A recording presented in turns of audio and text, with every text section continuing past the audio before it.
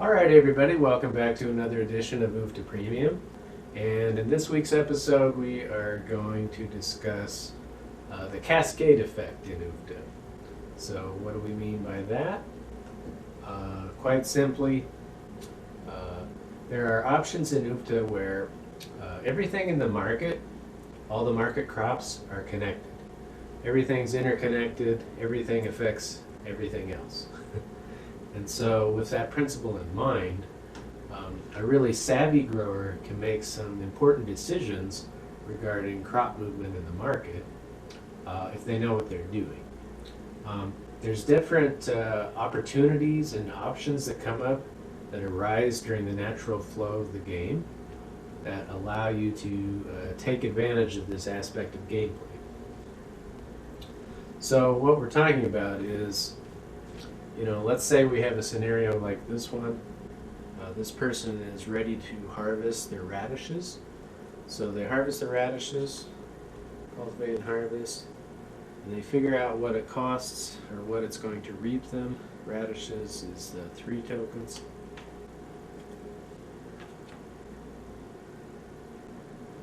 So they get their crop amount.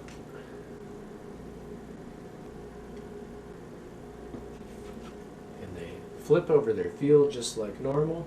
And then at this particular crucial moment, we go into the bag and we have to replace whatever we've harvested, right? Well, what's going to happen is that is going to present a scenario where the weight cue tray can only accommodate 6 crops. Now we have 7. And so what I have to do is I actually have a tremendous opportunity at this point, because what I can do is I look into the market and I try to see what the situation is there, try to assess positives and negatives. Well, here I have an opponent that has potatoes and peas that are adjacent to each other. We know what that is, right? That spells trouble. It's a 2-crop combo. So that's a big score. And so we want to prevent that.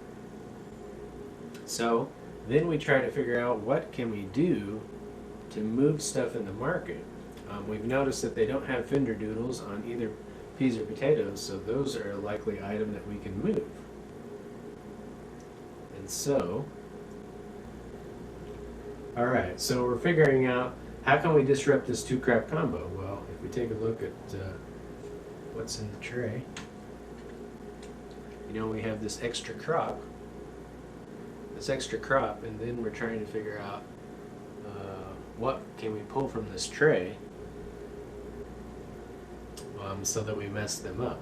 And it turns out, if we take a look at our kale, if we remove the kale,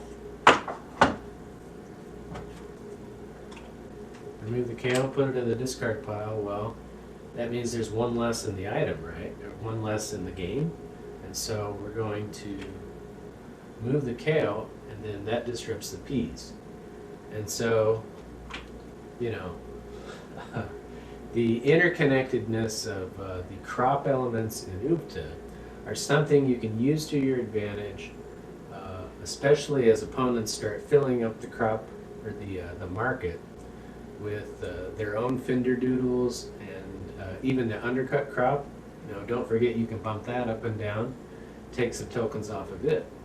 So these are just one of the many inside tips and strategies for